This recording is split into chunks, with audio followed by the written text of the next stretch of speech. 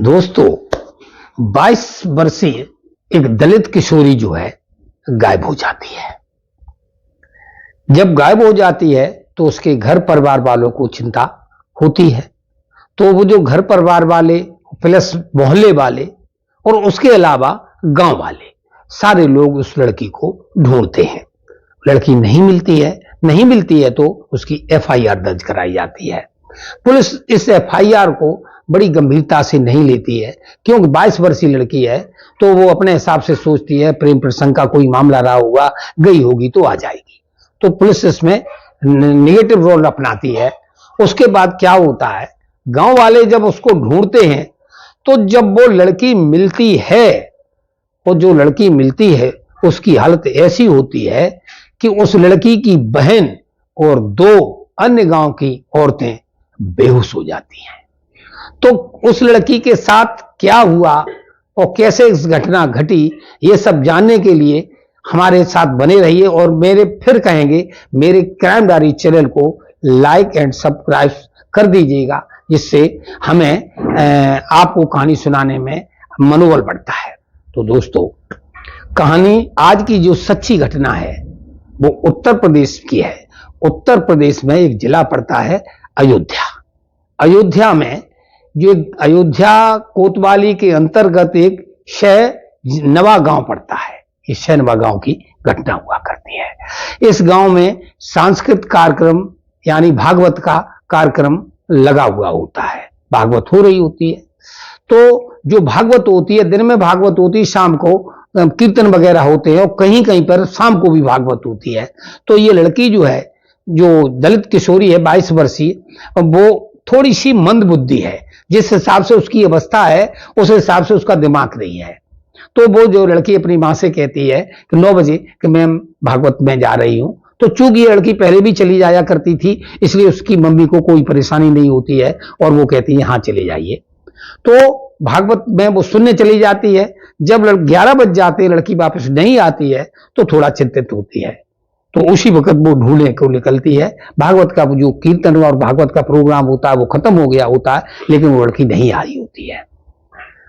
रात को ढूंढते हैं, नहीं मिलती है। फिर वो थक हार करके घर पर आ जाते हैं। कब सवेरे होने का इंतजार करते हैं। सवेरा होता है, फिर ढूंढा जाता है, लड़की नहीं मिलती है। तो अब वो पुलिस के पास जाते हैं। पुलिस में एफआईआर दर्ज कराते हैं। पुलिस भी जो है इसको बड़ी गंभीरता से नहीं लेती है। अभी सुनाया तो वो पुलिस रिपोर्ट दर्ज कर लेती है, लेकिन जो कहती है हाँ आप लोग ढूंढिए और हम भी ढूंढेंगे, लेकिन आप लोग मेहनत करते रहिए, ढूंढते रहिए, हम भी ढूंढेंगे। तो पुलिस भी अपना ज्यादा उसका रोल निगेटिव रहा। बस मेन बात यह है, अब जो गांव वाले जो हैं उस लड़की को ढूंढना पुनः प्रारंभ कर देते हैं। ढूंढते ढूंढते जो है स्कूल के पास एक जगह है, वहां बालू पड़ी हुई है। वहां पर जो है कुछ ब्लड के स्पॉट मिलते हैं और वहां जब और आगे बढ़ते हैं तो उस लड़की के जो है कपड़े भी बरामद मिल जाते हैं। तो जब कपड़े मिलते हैं तो लोगों को शंका होती है और वहां एक उसकी चप्पल भी मिल जाती है। अब जो ब्लड का निशान है, उस निशान को देखते हुए भी लोग आगे बढ़ते हैं। जो वहां एक टॉयलेट स्कूल में बना हुआ होता है वो निशान वहां तक पाए जाते हैं। अब वहां निशान ब्लड के मिल गए। उसके बाद फिर वो ढूंढते हैं, लड़की की डेड बॉडी तो मिली नहीं या मरी लड़की नहीं मिली, तो फिर उसको ढूंढते हैं।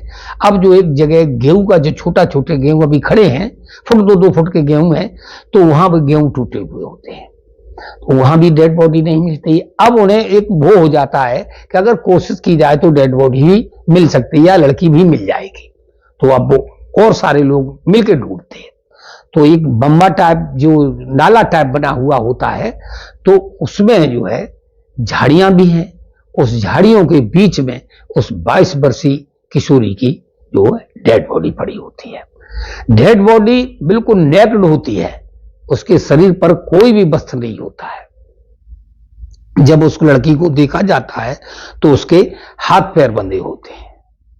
हाथ भी बंधे हैं, पैर भी बंधे हैं, और हाथ पैर बंधे सो बंधे, उसके अलावा हाथ पैर भी तोड़ दिए गए हैं और उसकी आंखें फोड़ दी गई है। चेहरे पर कई जगह निशान है। जब उसको निकाला जाता है तो उसके जो है गुप्तांगों से प्राइवेट पार्ट से जो है ब्लीडिंग हो रही होती है, बहुत उसकी बहुत बुरी गति होती है। तुरंत फोन पुलिस को सूचना दी जाती है और पुलिस आती है। पुलिस आने के बाद अब पुलिस भी भयभीत हो जाती है। थोड़ा पुलिस को यह लगता है कि यह मामला कहीं उछल न जाए। चूंकि फैजाबाद में इलेक्शन चल रहा है, अयोध्या में, मिल्कीपुर में जो है, तो राजनीतिक कहीं ये रूप न बन जाए, इसलिए पुलिस आनन फानन में जो है उस लड़की की डेड बॉडी की अपने कब्जे में लेती है और पोस्टमार्टम के लिए भेज देती है। अब कहानी ये हुआ क्या है, तो पुलिस के ऊपर अब इतना दबाव बन जाता है कि अब इसको ओपन करना ही करना है। इसी बीच जो है फैजाबाद अयोध्या के जो सांसद हैं अवधेश प्रसाद, उनको सुनाई में आ जाता कि हमारे क्षेत्र में ऐसा कांड हुआ है, तो वो वहां पर जाते हैं और जब उसके घर के परिवार से मिलने के बाद जब वो अपने आवास पर आते हैं और जो प्रेस कॉन्फ्रेंस करते हैं, तो पत्रकारों के सामने वो फूट करके रोने लगते हैं।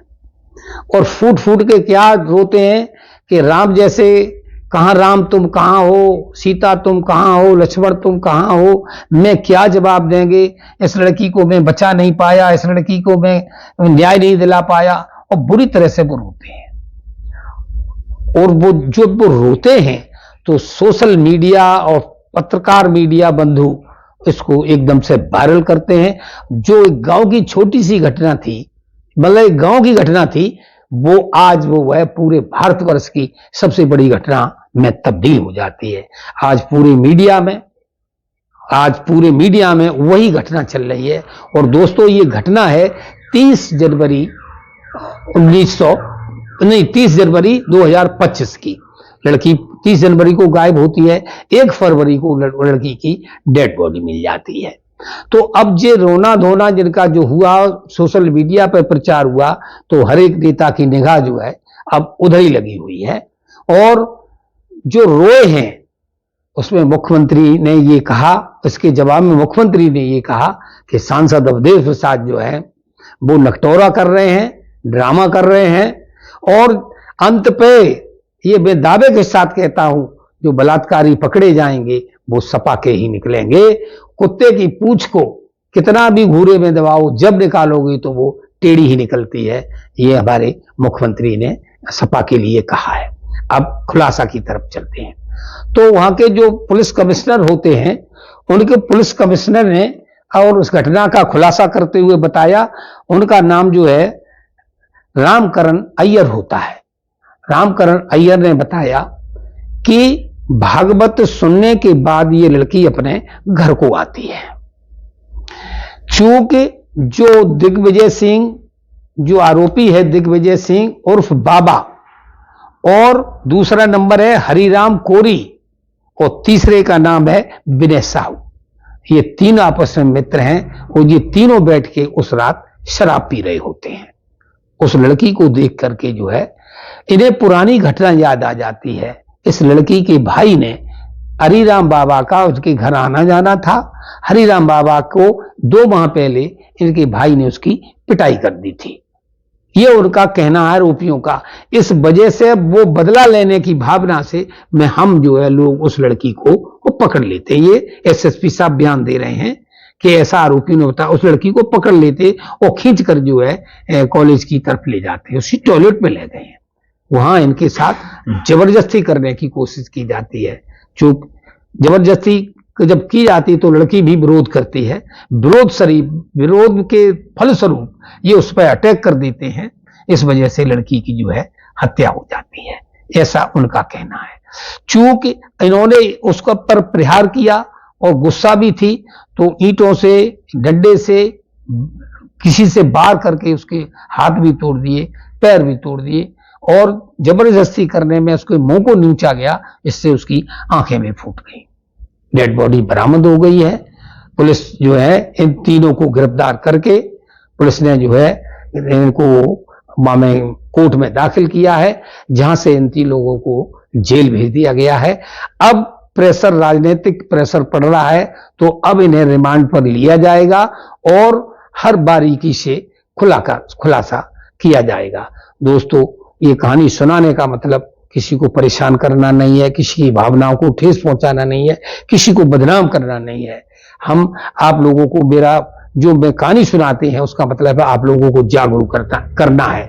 अगर आपके समाज में, आपके आसपास भी कहीं ऐसे भेड़िए छुपे हैं तो मेरी रिक्वेस्ट है कि आप पुलिस को जरूर अवगत कराइएगा, उन पर निगाह रखिएगा। आज की कहानी आपको कैसी लगी जरूर मुझे कमेंट में बताइएगा।